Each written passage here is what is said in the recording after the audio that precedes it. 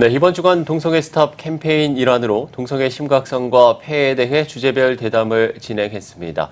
바로 오늘 서울광장에는 동성애자들의 행사인 퀴어 축제가 진행되는데요. 수년째 이어지는 납득하기 어려운 그들만의 행사를 바라보면서 결국 복음만이 희망이자 대안이라는 결론까지 나오는 것 같습니다. 네, 오늘 뉴스 더보기 시간에는 성결대학교 윤영훈 교수님 모시고 대중문화 속 파고든 동성애 코드를 분석하고 문화를 통해 확산되는 동성애를 방지하기 위한 분별력을 갖는 방안에 대한 말씀 나눠보겠습니다. 네, 교수님 안녕하십니까. 어서 오십시오. 예, 안녕하세요. 네, 안녕하십니까. 네. 자, 네, 이번 주간 서울광장에서 퀴어 축제가 진행이 되지 않습니까? 예. 저희가 이 문제점에 대해서는 보도를 포함해서 여러 차례 전해드렸는데 일단 무엇보다 이 퀴어 축제에 대해서 정확히 알아야 또 맞습니다. 대응을 할 수 있는 것 같습니다. 퀴어 축제가 갖는 문화적 의미라고 할까요? 교수님 좀 어떻게 생각을 하십니까? 퀴어 축제가 그 기원부터 사실 굉장히 문화적이에요. 왜냐하면 그 퀴어 축제가 처음 그 발단된 동기가 됐던 행사가 사실 그 유명한 뮤지컬 배우인 주디 갈랜드의 장례식 날이었거든요. 그 주디 갈랜드가 사실 아버님이 그 동성애자였기 때문에 그들을 이제 옹호하는 그런 행동을 많이 했었고요. 또 그분이 나왔던 그 유명한 그 영화 오즈마 법사가 사실 굉장히 좀 성 정체성이 모호한 캐릭터들이 나오다 보니까 이 동성애자들에게는 주디 갈랜드가 일종의 하나의 영웅이었어요. 그런데 그래서 이제 그 무지개 마크도 그 분이 불렀던 오버 더 레인보우라는 노래, 그러니까 다양성도 상징하지만 그 노래에서 기원했죠. 그래서 그 장례식에 참석했다가 이제 뒤풀이로 그 게이바였던 스톤홀에서 모여 있었는데 그때 경찰이 급습해서 이제 그들을 억압하는 사건이 벌어져요. 그러니까 여기에 이제 어떻게 보면 그 굉장히 많은 불만이 쌓였던 동성애자들이 집단적으로 이제 커밍아웃하면서 시위를 벌이고 그들이 거리에 나서게 된 것이죠. 그러니까 숨어 있지 않고, 그러니까 그게 이제 이후로 퀴어 축제의 일종의 하나의 기원이 되었고 매년 이제 그 해마다 5월이면 우리 이번에는 7월에 하지만 5월이면 전 세계적으로 퀴어 축제가 벌어지고 있습니다. 네, 문화를 통해서 그러니까 퀴어 운동이 전 세계로 확산이 됐다는 말씀인데 우리나라 대중문화 속에도 이제 이 동성애 코드가 숨어져 있다라는 분석도 있거든요. 어떻습니까? 저도 그렇게 봅니다. 일단 동성애 코드가 직접적인 것도 있고 이제 간접적인 것도 있어요. 그래서 이 미국 영화 같은 경우도 굉장히 좋은 작품들이 많습니다. 그러니까 브록백 마운틴이라든가 필라델피아 이런 영화들 같은 경우 보면 굉장히 감동적인 스토리를 갖고 있잖아요. 그렇죠. 그러니까 사실 우리가 감동하는 스토리가 억압받는 사람이 또한 금기된 사랑을 또한 그것을 극복해가며 성장한다.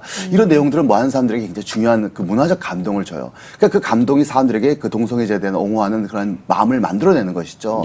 또 우리나라 이제 문화 가운데 또 이제 홍석천 씨라든가 하리스 씨 같은 분이 이제 대표적인 케이스인데 이전까지 그 동성애자는 굉장히 좀 혐오스러운 모습들이 있었어요. 왜냐하면 남성들이 여성의 역할을 한다는 것이 그렇게 익숙하지는 않습니다. 근데 홍석천 씨 같은 경우는 코미디란 말이에요. 그러니까 자기의 어떤 그 아픔과 자기의 직업인 개그를 약간 페이소스적으로 엮어내요. 그러니까 그게 공감을 주는 거고 또 하리수 씨는 굉장히 미모가 있단 말이에요. 그러니까 이런 부분들이 많은 사람들에게 동성애자들에 대해서 보다 긍정적인 이미지를 갖게 만드는 것 같아요. 그 외에도 좀 모호한 인물들이 많죠. 예를 들어서 FX라는 그룹에 있는 그 엠버라는 멤버들도 사실 그게 아마 기획사가 전략적으로 좀 약간 정체성적으로 모호한 이미지들을 이렇게 좀 연출해내는 것은 아닌가 이런 생각이 듭니다. 그 최근 또 대중문화에 그려지는 어떤 성 정체성이 이게 좀 날이 갈수록 좀 전통적인 틀에서 좀 벗어나고 있는 것 같습니다. 이제는 남자와 여자라는 이런 좀 절대적인 그 구분이라고 해야 될까요? 이런 것까지 좀 허물어 가고 있는 것 같은데 이런 성 정체성의 혼란은 어떤 문화적 배경을 좀 바탕으로 하고 있다고 보십니까?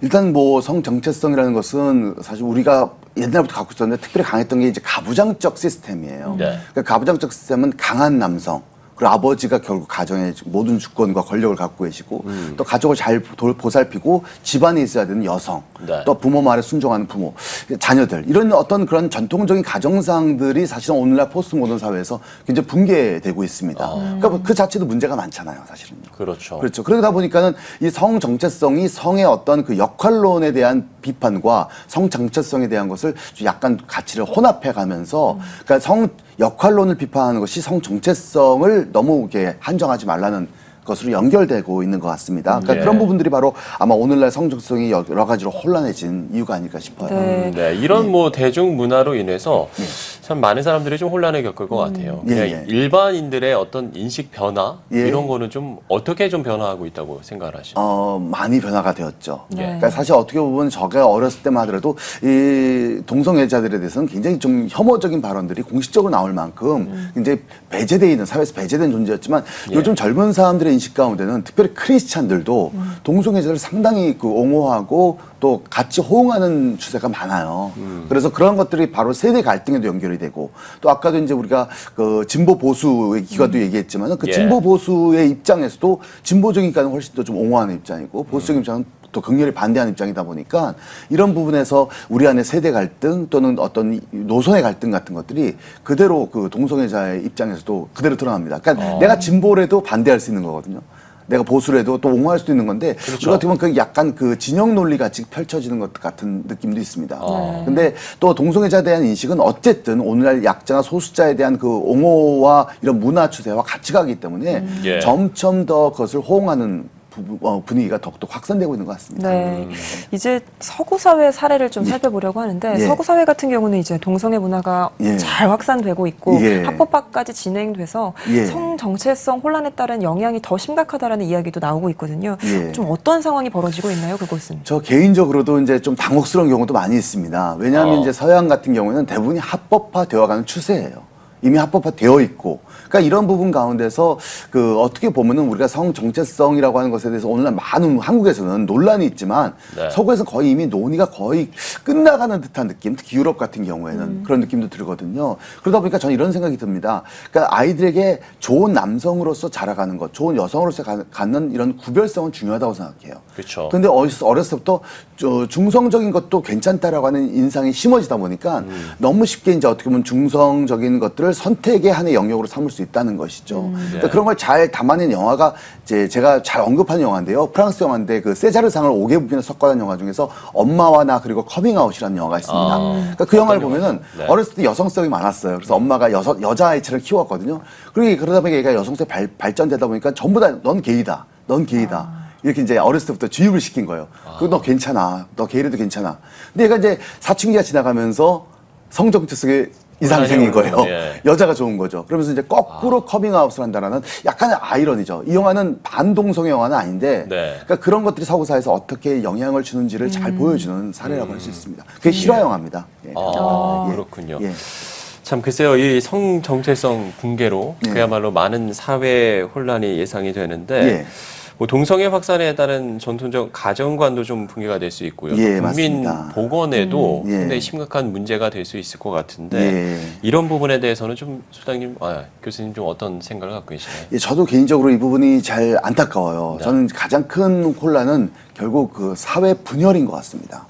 그러니까 이 이슈라는 것이 특히 소수자를 어떻게 보면 이제 합법화하자, 차별 금지하자, 동성애 인정하자 이런 것들이 우리의 가치 가운데 이제 양분시키는 극렬한 논리가 되다 보니까 그러다 보니까 이제 한 가정 안에서도 거기에 인해서 많은 부분에서 그 입장이 나눠지고 우리 크리스찬들도 입장이 나눠지고 그러니까 이 분열 요소가 저는 좀 안타깝다는 생각이 들고요.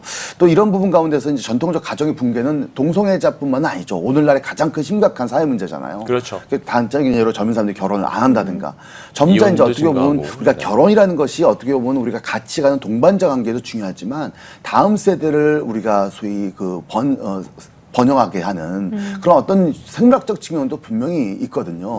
그래서 동성 결혼이 사실은 또 반대돼야 되는 이유예요. 왜냐하면 동성 결혼은 파트너십으로서는 이해가 되지만 사실 종족 번식이라는 기능은 감당할 수 없거든요. 근데 그런 것들이 오늘날 많은 사회 문제로 등장하는 가운데서 이게 점점 어떻게 보면 동성애적 요소가 이 전통적 가정이 개정돼야 될 필요 있지만 붕괴돼서는 안 되는데 이게 붕괴로 가는 위험성들을 분명히 노출하고 있습니다. 그게 문제겠죠. 또 심각한 문제 중에 하나가 대중문화를 좀 무분별하게 받아들이는 다음 세대들 가운데서 이 성 정체성에 대한 혼란이 좀 심각하다라는 것과 그들 사이에 좀 에이즈 환자 수가 좀 증가하고 있다라는 수치일 텐데 이 부분에 대해서는 좀 어떻게 보십니까? 저도 이 부분이 가장 염려됩니다. 사실 우리가 동성애자들을 반대하는 캠페인도 벌이지만 이거 못지않게 사실 중요한 게 잠재적 동성애자라는 생각을 해야 되거든요. 그러니까 우리는 보다 우리 자녀는 안전하고 동성애가 된 이상한 사람들에 대해서 반대한다라고 생각하지만요. 사실 뭐 심리학적으로도 인간은 모두 다 동성애적 경향들을 조금씩은 다 갖고 있습니다. 이게 어떻게 발전되느냐에 따라서 많은 물론 생물학적인 또 학문적 논의가 필요하지만 그럼에도 불구하고 우리가 아이들이 보통 자기의 성 정체성이 잘 발현된 시기가 바로 전 사춘기 시기인 것 같아요. 그 사춘기 시기 때 이제 자기가 어떤 성전청을 갖는지에 대해서 나름대로 결정을 하게 되는데 이 동성애자의 어떤 확산들은 자칫 잘못하면 그들이 쉬운 어떤 선택의 하나의 영역을 벌어주는 것이죠. 그러니까 제가 아까 얘기했던 가부장적 사회에서 피해자는 여성만은 아닙니다. 그러니까 강한 남성이 되지 못하는 그런 남성들은 가부장적 세대에 가장 어떻게 보면 루저같이 이렇게 못난 남자처럼 여겨질 때 그들은 오히려 자기들을 받아줄 수 있고 자들이 인정받을 수 있는 그런 어떤 게이 커뮤니티라든가 이런 곳에 더 빠져들 수 있거든요. 그렇죠. 그러니까 어떻게 보면 저는 그 아이들이 사춘기 때 특별히 너는 그럴 리가 없어가 아니라 더 세심하게 우리가 어떻게 성정체성을 잘 발전시켜 가는지에 대한 교육이나 상담 프로그램이 있어야 됩니다. 네, 교수님 말씀처럼 참 우리가 이 다음 세대를 잘 지켜내는 게 더 중요하리라 생각이 좀 드는데 그렇기 위해서는 이 대중문화를 좀 분별력 있게 바라보는 시각이 상당히 맞습니다. 중요할 것 같거든요. 글쎄요, 뭐 어떻게 좀 이런 분별력 있는 시각 이런 것들을 좀 어떻게 어떤 대안들이 좀 있을까요? 사실 이 대중문화의 영향력은 굉장히 크죠. 사실 어떻게 보면 오늘날 소수자들의 인권에 대한 그 확산도 있지만 문화적인 검열도 사실은 점점 사라지지 않습니까? 그러니까 문화적인 표현 양식이 자유롭잖아요. 표현의 자유라는 그렇습니다. 어떤 미명하에. 그러니까 언론의 자유뿐만 아니라 그것이 어떻게 보면 잘못된 가치관을 확산할 수도 있고 또 그것이 어떻게 보면 또 우리에게 알게 모르게 다른 어떤 그 잠재의식을 발현시킬 수 있기 때문에 문화의 분별력을 키우는 비평적 학습은 꼭 필요하다고 저는 생각을 해요. 네, 그렇죠. 꼭 동성애 이슈만이 아니라 예를 들어서 너무 그 물질주의라든가 또는 어떻게 보면 외모지상주의라든가 또 요즘 최근에 있었던 어떤 그 여고생의 살해 사건들이 있었잖아요. 이런 폭력성 같은 것들. 그러니까 모든 것들이 우리가 아이들이 우리 학생들이나 또 젊은 사람들이 잘 분별해서 가질 수 있도록 교회에서 이제 열린 토론 문화도 있어야 되고 그 비평적 수용 능력들을 우리는 꼭 가져야 될 거라고 저는 생각합니다. 네. 대중문화를 바라보는 분별력 있는 시각과 함께 또 동성애 확산 방지를 위해서 한국교회 역할도 중요할 텐데 맞습니다. 뭐 동성애자들의 탈동성애를 돕는다든지 이들을 선교 대상으로 품는 이런 좀 사랑의 마음들도 필요할 것 같거든요. 어떤가요? 저는 굉장히 중요하다고 봅니다. 그러니까 우리가 동성애를 반대를 했지만 또 한편으로 동성애 선교도 중요하다고 생각해요. 우리가 사실 그 노력을 여전히 못하고 있다고 생각이 됩니다. 그러니까 만일 우리가 그 동성애자가 우리 교회 왔을 때 그들은 어떻게 돼야 될까요? 이 사람들 내쫓아야 될까요? 아니면 죄인이라고 손가락질을 해야 될까? 사실 그런 부분 가운데서 우리가 동성애자들을 어떻게 품을지에 대한 어떤 고민들도 우리는 시작해 봐야 될 것 같아요. 예수님께서는 율법 밖의 사람들과 함께 하셨잖아요. 밥도 함께 하시고. 그렇지만 또 반대로 우리가 주목해야 될 것은 그렇다 그들에게를 정당한 적도 한 번도 없으세요. 오히려 그들의 존재적인 변화를 이끄시고 또 그들이 어떻게 보면 회개에 스스로 돌아올 수 있는 길을 열어주셨던 것처럼 우리 교회가 이 동성애자들에 대한 어떻게 보면 사랑과 포용의 어떤 그 이미지도 중요한 것 같습니다. 또 자칫 잘못하면 우리가 기독교가 가장 중요하고 또 많은 좋은 일들을 하고 사랑이란 것과 또 은혜라는 것들이 상징인데 어떻게 보면 또 이게 소설을 억압하는 이미지가 될까 봐 겁나요. 그러니까 사실 이 문화라는 것은 결국 이미지거든요. 그러니까 실제와 이미지는 많이 다릅니다. 그런 것처럼 우리 기독교가 우리의 마음과 달리 굉장히 우리가 사회적으로 좀 이렇게 옛날 것들을 고집하는 그런 고집스러운 이미지로 보여질까 봐 또 누군가를 억압하는 이미지로 보여질까 봐 그게 참 좀 걱정되고요. 그래서 저는 반대 운동도 좋은 이미지로 포장할 수 있는 세련됨이 좀 필요하다고 생각합니다. 네. 참 이렇게 뭐 한국교회 역할까지 저희가 좀 들어봤고요. 그야말로 이런 어떤 문화로 파고드는 동성애에 대응하기 위해서는 기독교 문화 콘텐츠도 상당히 중요하다고 생각을 맞습니다. 하거든요. 이런 기독교 문화 콘텐츠를 어떻게 뭐 활성화할 수 있는 전략이라고 할까요? 방안이라고 할까요? 이런 부분에 대해서는 교수님은 어떤 생각을 갖고 계신가요? 그러니까 이 부분에서 이제 그 미국 유명한 존 파이프 목사님이 아주 재밌는 말을 하셨어요. 우리 기독교 문화가 동성 퀴어 문화한테 본받아야 된다. 왜냐하면 퀴어 문화가 어떻게 하면 이 혐오감을 호감으로 돌려내는지 이 문화적인 시도를 통해서 그러니까 우리가 비판하지만은 그들의 문화적 전략은 굉장히 치밀해요. 어느 순간부터 그들은 자기들을 반대하는 사람들을 반대하거나 적대시하지 않아요. 어떻게 보면 피해받는 이미지 그다음에 그들의 슬로건은 사랑과 평화예요. 그러니까 그런 전 이미 좋은 이미지들이 결국 어떻게 보면은 실제 동성애 문제점들을 덮어버립니다. 근데 저는 마찬가지로 기독교도 그 이미지 메이킹이 굉장히 중요하고요. 그래서 우리도 기독교의 가치를 직접적으로 어떤 교리적으로 표현하는 것, 직접적인 어떤 복음으로 표현하는 것 중요하지만 기독교의 가치를 간접적인 문화 콘텐츠로 잘 만들어가는 사명들도 우리에게 있다고 생각을 합니다. 그리고 또 이제 클린 콘텐츠라고 하죠. 저는 그것도 굉장히 중요합니다. 그러니까 어떻게 보면 클린 콘텐츠가 자칫 잘못하면 공익 광고 같아서 재미없다고 하지만 저는 클린하면서도 매력적일 수 있는 콘텐츠가 참 많아요. 그래서 저는 어떻게 보면 기독교 문화가 어떻게 보면 그 도덕적이고 클린 컨텐츠를 어떻게 잘 표현할 수 있는 문화적 상상력이 또는 그 창의적인 어떤 문화 컨텐츠 스토리텔링 능력이 점점 더 강화돼야 될 거라고 저는 생각합니다. 네. 또 한편으로는 어떻게 보면 저희 CTS와 네. 같은 이런 기독교 언론 매체의 역할도 상당히 중요하지 굉장히 않겠습니까? 중요하죠. 네, 이런 네. 부분들은 좀 어떻게?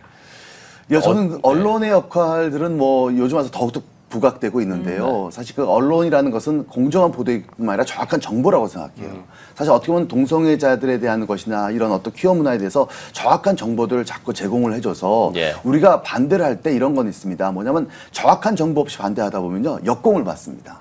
그러니까 어떻게 보면 일부 사례를 너무 확대해서 얘기했다가 그것이 일부였다는 것을 드러났을 땐 어떻게 보면 너무 너는 그 비약해서 얘기하지 않았냐라는 것으로 역공을 받기 때문에 어떻게 보면 이런 사례들을 치밀하게 모아서 정확한 정보를 제공하는 것, 그게 언론의 사명이 아닐까 싶어요. 네. 예.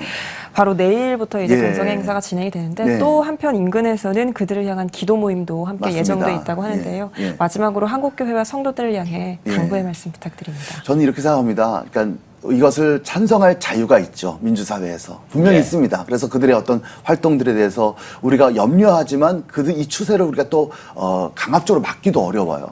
또 하나는 반대할 자유도 있어요.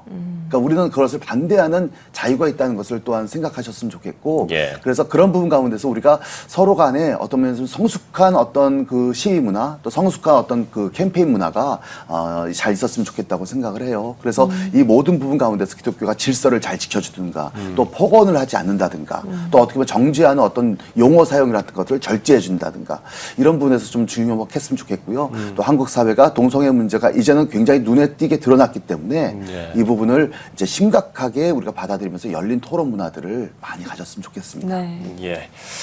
자, 저희 CTS는 동성애를 수용한 많은 나라들의 폐해와 또 심각한 사회 혼란을 바라보며 수년째 동성애 스탑 캠페인을 이어왔습니다. 어느덧 우리의 현실로 다가온 동성애 문제를 더는 남의 일로 생각하며 방관할 수는 없는 실정인데요. 동성애는 인간의 쾌락 추구와 일탈이 만들어낸 성 중독이며 치료의 대상입니다. 하루속히 동성애자들이 복음 안에서 참된 사랑을 경험하고 건강한 삶을 회복할 수 있도록 한국교회와 성도들의 지속적인 관심과 기도가 필요해 보입니다. 네, 교수님 오늘 말씀 고맙습니다. 감사합니다. 고맙습니다. 오직 복음, 오직 믿음. CTS